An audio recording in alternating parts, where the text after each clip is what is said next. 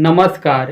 Trending star Khesari Lal Yadav ji के दबंग writer कहे जाने वाले अखिलेश कश्यप शायद खेसारी लाल यादव जी जिस मुसीबत से जूझ रहे थे उस मुसीबत का हल निकाल लिए हैं, ढूंढ लिए हैं।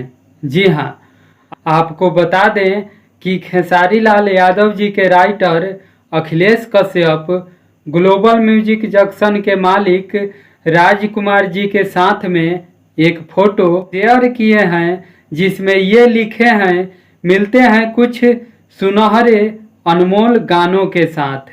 जी हाँ, अब ये गाना किसके साथ में आने वाला है उसका नाम तो नहीं लिखा गया है, लेकिन इतना कन्फर्म है कि ग्लोबल म्यूजिक जंक्शन से गाना आने वाला है। आप सब कमेंट बॉक्स में बताइए कि आपको क्या लग रहा है, क्या खेसारी लाल यादव जी का गाना आएगा या कोई और सिंगर के साथ में अखिलेश कश्यप गाना लाने की बात कर रहे हैं। कमेंट बॉक्स में ज़रूर बताइएगा। धन्यवाद।